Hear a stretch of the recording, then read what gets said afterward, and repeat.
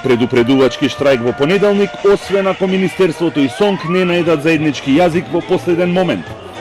Од Синдикатот за образование и наука остануваат на ставот дека доколку од Министерството за образование не понудат решение прифатливо за нив, учебната година ќе почне со еден ден за доцнување. Одлуката за предупредувачки штрајк е донесена уште на 23 август. Одлуката може да се повлече само доколку Министерството за образование и наука понуда или проценти на зголемување на плата за 2019 година, што Советот на СОНК може да ја прифати, така да изгледно е во овој момент дека ќе има предупредувачки штрајк. До сега, за жал, неаме понуда која што би можеле да прифатиме. Според Неделков, се уште постои шанса за договор и од синдикатот нудат можност за преговори во текот на викендот, на кои евентуално би се приближиле ставовите и барањата. Тоа е уште еден доказ на конструктивност на нашиот синдикат, кој што до последен момент се обидува да најде взаимно прифатливо решение со Министерството за образование и наука, како би се избегнале сите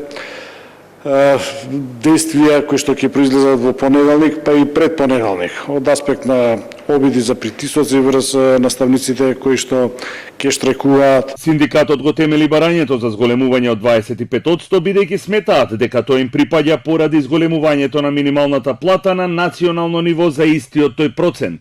Ние бараме 25%, не дека толку ни фалат во платата, него затоа што реално тие проценти ни се забошотени од страна на државата, или појасен ќе бидам, во последните 4 години минималната плата на национално ниво е зголемена за 25%. За волја на вистината, платите во јавниот сектор треба да се коригираат согласно колективните договори и да се усогласуваат со покачување на минималната плата. Неделков вели дека за сега нема притисоци врз членството на синдикатот да не излезат на протест, но од СОНК предупредуваат дека доколку во понеделник директорите одлучат да прифатат ученици, целата одговорност паѓа врз училиштето, а не врз наставничкиот кадар. Подршка на штрајкот денеска пристигна од партијата Алијанса на албанците, кои побара одговорност од ДУИ за состојбите во образованието и хармонизирање на платите со оние во регионот.